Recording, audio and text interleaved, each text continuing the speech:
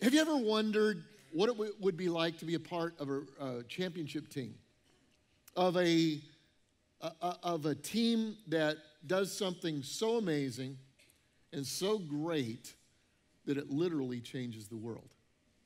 I thought about that. I thought of 2 or 3 teams. First, have you seen this movie, Hidden Figures? Anybody see that? Amazing, very inspirational movie to me. And it's basically about 3 women who overcome racism, who overcome sexism, and are an essential part of helping to launch John Glenn into orbit in the NASA program. And they'll be forever remembered because of the movie and because of what they've contributed. It had never been done before. They literally changed the world. They changed the way that people look at what is possible with space exploration. I thought, what would it be like to be a part of that team? I was speaking a few weeks ago at one of our ARC churches in the San Francisco area, actually San Jose in Silicon Valley. And after the final service, I asked the pastor if he would take me to the house. He knew what the house was. I'm kind of a computer geek, have been for a long time. And so he took me to this house, which is a fairly normal house, a very normal house in a normal neighborhood. But in that garage right there, Steve Jobs and Steve Wozniak and a group of friends literally revolutionized the computer world as we know it. You're probably carrying an Apple phone with you, unless you can't afford one. You've got one of the other kind. I can't afford them these days. But right there in that house, they literally changed the world. In fact, today you carry more computer power in your phone than existed for entire cities. Changed the world. And I've often thought, really, seriously, what would it have been like to be just one of those guys? You know, one of those guys that changed the world. For those of you who are a little bit older, anybody recognize the name Jonas Salk? Anybody know what Jonas Salk? Okay, a few. Jonas Salk, this guy and his team, just normal people again, just normal people. Before 1955, polio was the most feared disease on the planet. In fact, I have an aunt that's still alive. She's 82 years old. And as a little child, she was crippled by polio and still deals with that to this day. It would come in epidemics and waves. And the 1952 epidemic was the worst one yet, where 3,000 people died and over 21,000 people were crippled, and mostly children, if you can imagine. Well, these guys were a part of a team that announced on April the 12th, 1955, the cure, not just a help, but the cure for polio. I think it was penicillin, wasn't it? The cure for polio. And it was such a big deal that they almost made a national holiday out of it. They literally changed the world. And I wondered, as I thought about that and looked at that picture, I wondered, what would it have been like to be a part of that team? Well, here's the truth. When God calls you and I to be a part of the local church, it really is an invitation to change the world. It's more consequential than circling the earth. There's more power available than millions of computers.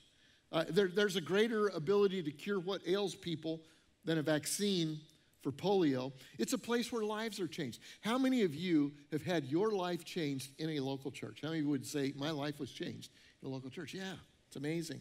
It's a place where sin is forgiven, where marriages are healed, where attitudes are transformed. In fact, the local church is the hope of the world, and God has called you and I to be a part of it. Okay, there's one person that kind of got that. Here's what I'm thinking. It may be your fault. Maybe you didn't hear it right, or it could have been in the delivery, all right? So I'm going to go back. I'm going to do that line again, only I'm going to come at it from my Pentecostal roots, okay? So here we go. Let's see how you do, all right? The local church is the hope of the world, and God has called you and I to be a part of it.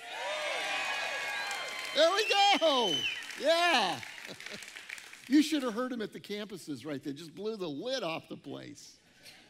Yeah, I really do believe that. And so what we're doing is we're in a series. In fact, this is the last message of the series, where we're talking about the greatest of all times.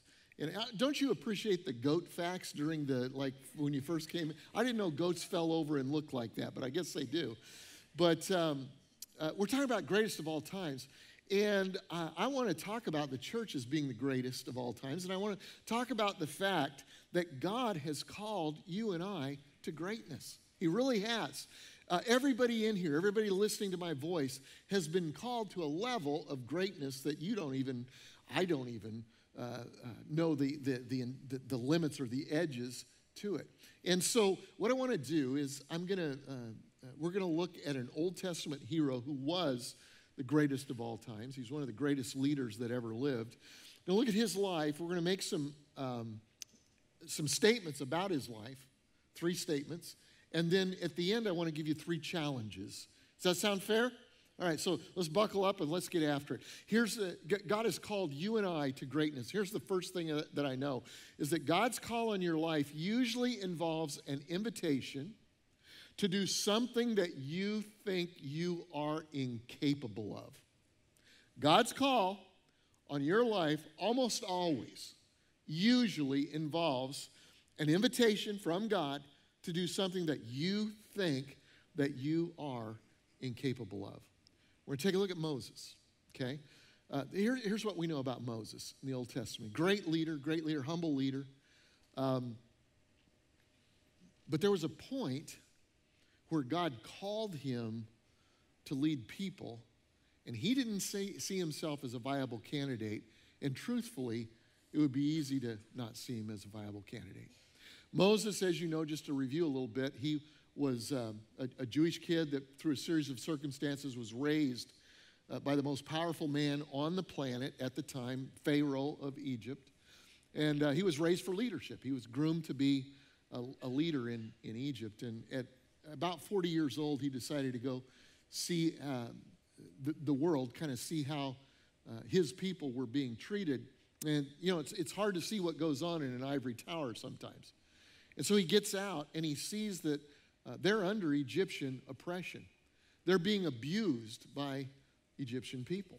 And so he sees a particular instance where a guy is an Egyptian with power is abusing an Israelite with no power, and he gets angry, he loses it, and he kills the man. Now, when he kills the man, he suddenly goes from this powerful position to being a wanted position. Now Pharaoh wants to kill him, okay?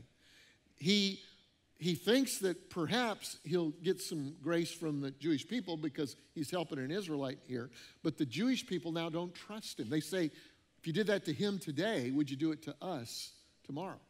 So he finds himself hated by Pharaoh, not trusted by his own people, and so he has to flee and leave, and so he goes to another country. On the backside of the desert, he becomes a shepherd and wonders if there's anything left for him. Some of you here today wonder that same question. Has the best already happened? It's not everybody here, but there are some of us here that wonder if my best days are behind me. Would you take your pulse real quick? Just take your pulse. We do this every once in a while. Do you have anything? If you have a pulse, God has a plan, okay? If you're alive, God has a plan for your future. And Moses, at 80 years old, receives a call from God. And the call we're going to look at, it's found in Exodus chapter 3 and verse 10 and 11. He says, now go. God says, now go, for I am sending you to Pharaoh. You must lead my people Israel out of Egypt. But look at Moses' response. But Moses protested to God. Have you ever protested to God? Moses protested to God, who am I? Say, who am I together? Who am I? Who am I to appear before Pharaoh? He kind of has a point. Would you agree with that? Who am I to lead the people of Israel out of Egypt? He kind of has a big point there. Pharaoh wants to kill him and the people don't trust him. Worst part, God, time out, pick somebody else. Pick somebody else. See, when God's call is on your life, it usually involves an invitation to do something you think that you are incapable of. Moses doesn't think he can do it. Have you ever had a who am I moment? Have you in God's call? Maybe it might be vocationally. okay? For some of us here, again, this doesn't apply to everybody. The different pieces apply to different people. But for some of us here, you're at a who am I vocational moment right now, okay? Maybe it's to start a business. And you know that God has kind of been dealing with some doors are starting to open, but you're going, who am I to do this? Or maybe it's to step up in leadership in an area of the business that you're a part of, and you have a new opportunity, and it's like, who am I to do this? Could be relationally, could be in spiritually, could be lead, could be in any area.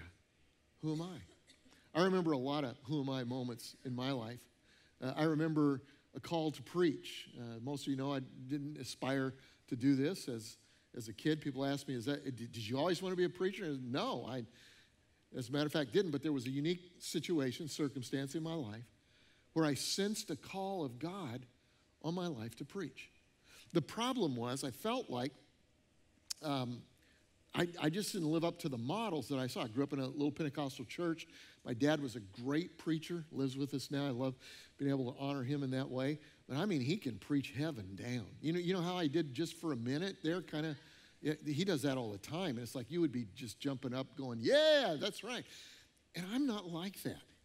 In fact, when I speak at other churches, this especially at larger churches, last couple of weeks I've spoken at some very large churches in the Tampa area, ARC churches, and they always say this, before you get up, you have a little pre-production meeting to kind of know what goes on, and they have lines on the stage, and it's the box.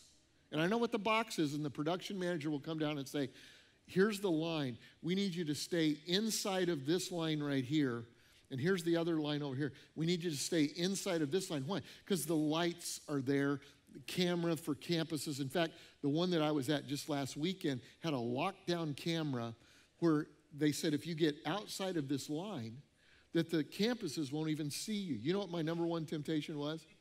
Just to get right over here and do this right here, and preach. And so that, you see, when I walked over here, there's not enough light on me. Can you see that? Okay. I'm just giving you the behind the scenes of this whole deal. But here's what I always tell them. I told them this last week. I said, don't worry about me. I said, I stay right in the box. In fact, I don't go far from the ranch, right here. It's just kind of who I am. And that was a problem because when I first started to preach, I would preach for my dad or I'd preach for my uncle, and who's same way, just great orators and speakers. And I'd preach for about 15, 20 minutes, and then they would get up right behind me, and they'd re-preach my message for about 10 or 15 minutes. They would bring the heat. People would be excited. It would be awesome. It was as if they were saying, this is what he meant to say, okay? I remember going to a college professor and saying, I feel like I've got this call, but who am I? I can't do that. And what do I do with that? And I remember him saying to me, do you think God made a mistake when he created you the way that you are? And I said, well, I don't think so. Well, do you think God made a mistake when he called you to preach? And, well, I don't think so, but I don't see how that's going to work. He said, well, don't you think that God has a group of people somewhere that will be able to kind of relate to your way of communicating and your sense of humor and all of this? And I said, well, that's possible. I really began to feel hopeful. And he said, I wouldn't get my hopes too high. It's probably not very many people, but there are some people out there somewhere. I can remember, I've told this story before, I can remember my call to pastor. I felt like I've got a vision. I want to pastor a church. I want it to be a different kind of church. And in our denomination, if you wanted to pastor a church, you would, church without a pastor, there wasn't really a lot of church planting back then. Church without a pastor would issue a call. You would go, you'd preach on Sunday morning, Sunday night, bring your best messages, and then they'd vote on you, kind of like, American Idol meets Survivor. They can vote you off the island before you get on, that kind of thing. And I remember going to the first church that I ever candidated for, tried out for, a little church in central Illinois, Pana, Illinois, just a real small church. They had 9 members. In fact, Debbie and I had Jason with us. He was brand new, and so that we made 12. And I taught the Sunday school class. Everybody was in the same Sunday school class because there wasn't any kids there. There weren't any young people. And I taught as much as I could. Then I got up and I taught church, the regular church service. And at the end of the service, somebody came up to me and said, you don't have to come tonight. I said, really? No. We voted, and it was 9-0. No, thank you. And yeah, that was like, who am I? I remember my uncle saying, We've got another church quite a bit bigger, 13 members. Next week, you guys can go up there, and we pay all of their bills, okay? So they're going to have a vote, but it doesn't really matter whether you get the vote or not, you're going. I felt a lot more comfortable, a lot more confident that particular day. But it was these who am I moments. I still have them to this day, leading this church, leading ARC. Who am I to do this? Do you have those? Maybe it's a call to purity in the Bible, or maybe you hear something and you go, who am I? Or a call to faithfulness, or maybe it's a call to just lead or to take your next step. We talk a lot about next steps here. It's just a call to take your next steps. God's call on your life usually involves an invitation to do something that you think that you are incapable of. Let me give you the second thought today. Here it is. That's a good principle, but I'm going to talk about it. There are probably legitimate reasons why you can't respond to God right now. Okay, God's call on your life is usually something you think you're incapable of, and there are usually reasons. Now, I'm not talking about excuses. How do you know the difference between excuses and reasons? Sometimes there are legitimate reasons that you just can't respond right now. Let's look at Moses, okay? So Exodus 4 and verse 10, God's call is for him to lead. But Moses pleaded with the Lord, "Oh Lord, I'm not very good with words." How many of you would say, I relate to Moses, I'm just not very good with words, okay? For some of you, it's just an excuse. If I was to say, would you come up here on stage and give me a little piece of your testimony, you would have stage fright. How do you know that? Because for a lot of people, public speaking is their number one fear, or at least in their top 3 or 4, okay? But that's just kind of an excuse. You could do it. I could coach you through it, and you could do it.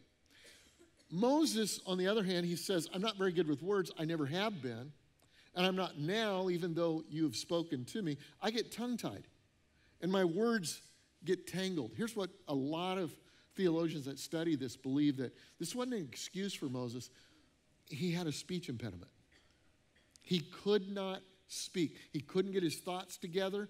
There was something going on. He could not speak. Why is this such a big deal? Because God has called him to lead. First of all, he thinks he's the wrong guy. God says, no, it's all right, I got it. Secondly, if you're going to lead, if you're a leader, you need a lot of gifts. Number one gift I think that a leader needs is the ability to communicate. If you can't communicate, people can't follow you. And the larger the test, the larger group of people that you have got to lead, the better communicator you need to be. You don't necessarily need to be a gifted communicator, but you need to be a good communicator. So watch this. The one thing that Moses needs to fulfill the plan of God for his life, the ability to communicate, he doesn't have. He doesn't have. There are usually reasons, not just excuses. It's an excuse. God doesn't say to Moses, Moses, come on. You can speak. No, he doesn't do that. Now, he does have a little bit of a dust up a little bit later, and a couple, 3 verses later, when Moses just stubbornly continues to go, no, I can't do it, I can't do it, I can't do it. But it's a legitimate reason why Moses can't fulfill or follow through on what God has for him. So let me ask you this. What are the obstacles between where you are now and the destiny that God may be calling you to? What are the reasons that now is not a good time? Say, well, I'm not organized, or I'm not that eloquent. I don't have the education. I don't have the money. It's not the right season of life for us right now. I've got a physical handicap. Or you know what? I've got a failure in my background that when people figure that out, it disqualifies me for what I think that God is calling me to. You know what? These are probably legitimate reasons why you can't respond to God's call in your life. But let me give you the kind of the next thought that I have, is that when you say yes, how about we say that together? Say yes. Yes. Let's say yes, God. Yes, God. When you say yes, God, you invite God's unlimited greatness. That's what we're talking about in this series, true greatness. You invite God's unlimited greatness into your limited capabilities. And your deficiencies tend to disappear. Yeah, that's true. That's a good thing to clap your hands on. Watch what happened to Moses. God says, I'm calling you. Moses says, I can't speak. And God says, who made the mouth? Well, you did. Who made the tongue? Well, you did. And God, it's as if God is saying this. Moses, if you will say yes to me, even when you don't understand, if you'll say yes to me, I will take you from the backside of a desert, being a shepherd. I will take you on the greatest adventure that you can imagine. And if you'll allow me to, I'll work the miraculous in your life. Watch what happens. Watch what happens to Moses. Here's what we know. We know that Moses goes, he says yes. He goes to Egypt. He gets the children of Israel, the ones that don't like him and the guy that wants to kill him. He negotiates a deal. They come out of Israel. They actually wander around in the desert for 40 years. God forgot to tell them about that part of it. And have you know that God forgets to tell you? God doesn't forget anything. He just chooses not to from time to time. And he gets the law of God from Mount Sinai. And then there's a place in Deuteronomy where he actually speaks the whole book of Deuteronomy. Listen to me. How many of you have ever read the book of Deuteronomy? Anybody read Deuteronomy? You have not. You skimmed it. There's 613 laws in there. At law 389, you went, that's enough, on over here. Moses, the guy who couldn't speak, that had a speech impediment, for 30 consecutive days, for a full month, speaks the book of Deuteronomy. Is that a miracle? It's a miracle. We don't hear again about Moses' inability to speak. And the point is that when you say yes, you invite God's unlimited greatness into your limited capacities. So, here's the challenge. I want to give you a challenge. I said I would. Here's three things with what we've got. Number one, be open to listening to God's call for your future. Okay? Be open to listening to God's call for your future. We say, how do I do that? For some of you, this is what's awesome here and in the campuses. For some of you, it's happening right now while I speak. This happens every week. You're going, people will come up to me afterwards and they'll say, God spoke to me, and they'll tell me what God said through my message, and I'm going, I didn't say anything about that. It's God. It's God. And for some of you, at some point during this message, there was something that began to resonate in here. You go, he's talking about me. That's my situation. That's exactly where I am right now. You're beginning to hear God in that, okay? And I challenge you to listen to hear God. For others of you, you're going to go out of this place, and this week, there's going to be, at some point, you're going to be hopefully reflecting on maybe what God has done among us here today, and God's going to begin to speak to you. And when he does, it's probably going to be like this. He's going to invite you into something that you think that you are incapable of. There will be a lot of reasons why you can't do it right now. And if you say yes to God, if you say yes, then it brings his greatness into our incapableness. So the first thing I want you to do is listen to God's call for your future. Here's the second thing. Be willing to trust in God's provision for today. Here's what I mean by that. When you have a vision, if you've ever had this, when you get excited about something, how of you know that there is a gap between the vision and the provision? Always is. There's a gap between what I see now and the ultimate goal. And Moses had that. And that gap was that 40-year period where they're wandering in the desert. And he has to trust God for today's manna. Trust God for today's provision. God is saying some things to you. And some of you, God has spoken about something in your family or in your future and your vocation or whatever, and you're in that in-between time. And it's in that in-between time that we've really, really, really got to trust God. I have a cousin whose name is Craig, and I call him the nice Surratt. He's the nicest Surratt. In fact, God was so good to him that his last name is Johnson and not Surratt, but he's my cousin. You don't understand all that. we have a gift of sarcasm. He has a gift of graciousness. He's just an incredible guy. And him and his wife, Samantha, had a child. They have 3 children, but they had a child about 8 years ago, something like that. And for the first 2 years of having that child, it was just a normal experience of mom, dad, child. Dad's bonding with this child. The child loves hanging with dad, starting to learn his first few words and all that kind of thing. And at about 2 years old, they began to see something different in Connor. And Connor quit connecting. He quit communicating. And for 4 years, Connor didn't say a thing to them. They went to the doctors, and he was diagnosed with autism, fairly severe autism. Isn't saying anything. Broke their hearts. They had dreams for this little guy. They began to ask God, why? God, why? Have you ever asked God why about anything? Had some things go on recently in my own family, and God, why? Why? And he said we began to do that, and because they had these dreams. They had dreams being a ministry family that Connor would perhaps minister to thousands, maybe even 1 million people sometime in his lifetime.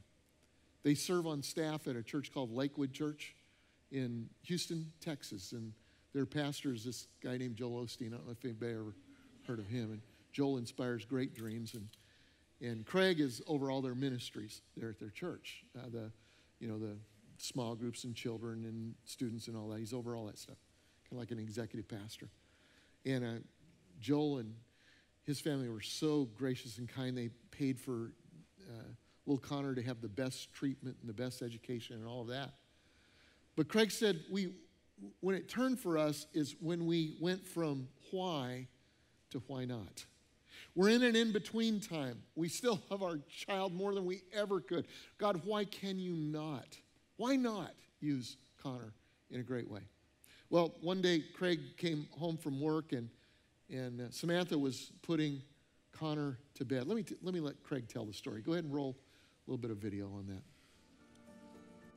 A few weeks later, Sam calls me from upstairs, and she said, Craig, get up here. Get up here as soon as you can. And I thought there was something wrong, and so I run upstairs. She says, I was putting Connor to bed. I was reading him books like I do every night. And she said, all of a sudden, he just began to speak. He began to say one word after another word. So it's been 5 years since I've heard him even speak 4 words together. And she says, Connor, Connor, say it for Daddy. And he lifted up his little head, and he just began to speak. And he said, this is my Bible. I am what it says I am. I have what it says I have. I can do it says I can do. And he said, this is my Bible pledge. And we just began to break down, crying. It was, to say it was a miracle would be an understatement. This is my Bible. I am as says I am. I have as says I have. I can do as says I can do. Tonight I will talk the word of God. My forehead can fist, my eyes is a word, my heart is accepted. I will never be the same. I will about to receive. It is incredible. It is credible. Everywhere see. I will wear God. I'll never be the same. Never, never, never. I'll never be the same. In Jesus' name, amen. That was awesome. Good job, Connor. Give me a high five. Yeah. Isn't that cool? Isn't that cool? First words this kid ever speaks. And if you've ever watched Joel Osteen, they hold up the Bible at the beginning of the service, and it's the Bible pledge. And this is my Bible, and he said the whole thing. First thing he ever did. Well, Craig and Samantha took him to Joel, Pastor Joel, and they said, Joel, listen to this. Watch what he did. And of course, Joel did a whole Sunday morning service on that, and that service reached 20 million people. And out of that spawned a ministry that Craig and Samantha have now to special needs families. Does little Connor still have autism? Yes, he does. But he's growing and growing and growing every day, and it gave mom and dad hope in that in-between time. And now they help thousands of churches all over the world with champion centers We have a special needs class here at our church, but Champion Centers for kids with special needs. And so it's a why not? And so what I want to challenge you to do, you may be in the in-between time, physically in your own self, or maybe something in your family. It could be in your business or career. Trust God with that gap time, that in-between time. And ask God, turn from why to why not. And then here we go, last thing, be ready to act on God's plan before you're ready to. Be ready to act on God, be willing. Let's change that wording for the next service, that's better. Be willing to act on God's plan before you're ready. Be willing to take that first clumsy step. We always want our first step to be a good step, don't we? How many of you, when your kids learned to walk, it was a really good step? That was a clumsy step, but you took a video of it and put it on Instagram because it was awesome. Well, you need to be ready to take an awesome, clumsy first step. Last story. So Moses dies just short of the promised land for a lot of reasons. He saw it, but he never got to go in it. And his assistant Joshua now is tasked to take the people into the promised land. Now, between where they were and where they needed to go, there was a raging river. That's almost always the case. And this river was at high tide. Wrong time to cross it. High tide, that's not right. I'm Charlestonizing this story.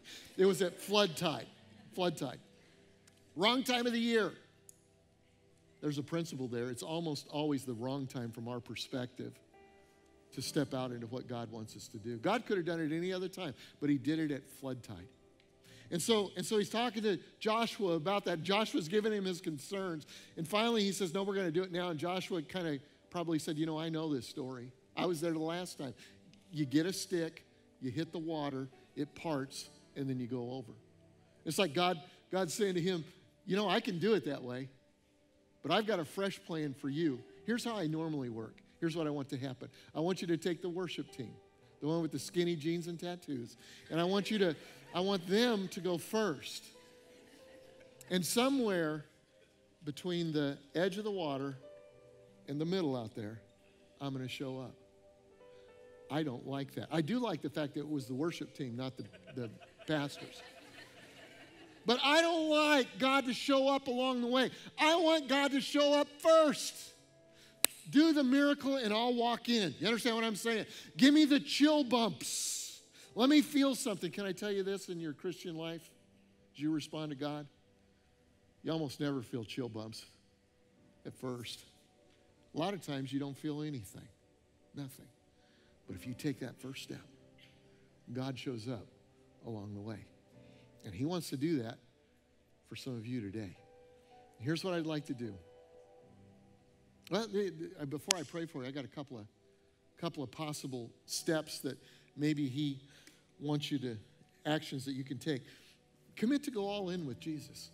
Commit to go all in. Some of us, it'll be the first time. Some of us, it'll be a return to all in. Some of us are just holding a little bit out for ourselves. And I want to challenge you, go all in. Step into the water and see if God isn't good and if he won't make a way. Challenge you, maybe your next step is to join a dream team. I love the dream team around here. I was in here for the dream team prayer just before this service, and what an awesome group of people. Somebody once said that the church is kind of like a football game. Some of you will watch a football game today where they'll have, or maybe this weekend, there's a big game in college this weekend, I think. Clemson and Carolina. And when you go to that you'll see that there will be, and if you go, please come back on Sunday for church. But if you go to that, you'll see 22 men in desperate need of exercise being cheered on by 80,000 people in desperate need of rest. That's not how the church should be, okay? We all serve. We all serve. And I challenge you to serve. And then one more thing I challenge you to do is, did you see this little booklet that you got as you came in? It's got all kind of cool stories of things going on. Last page says imagine update. We're building a new building and we're going to be finishing that and moving on to campuses and it's awesome. But you guys have given in the last 2 years $11.5 million. This was one of those, when we started the building, I was like, who am I? How can we do this? We've never raised that kind of money before, ever. But you guys have done it. The good news is we're almost there. $12 million was the goal, and we're at about $400,000 from the goal. We're moving in and having the resources that we needed to do that. And so we're going to have a miracle offering. We're going to have an end-of-the-year offering on December 15th and 16th. And all we want you to do is just pray, okay? Just pray. That's all. We never twist your arms for money here. Not at all. All I ask you to do is just pray. As a family, just do that. Pray and ask God. Say, God, do you want us to participate in this offering above and beyond what we normally give at the end of the year, Thanksgiving offering? And if he does, just ask him to give you an amount, and we're going to celebrate together in about 3 or 4 weeks the goodness of God. Does that make sense? Is that okay? Well, let's pray. Father, I thank you for your grace to us.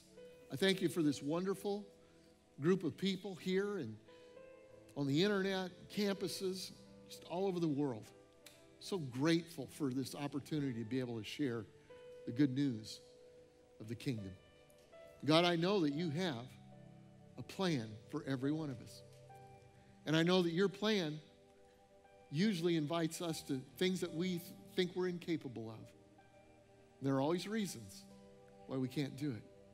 But today we're going to invite your greatness into our incapableness and see you work miracles.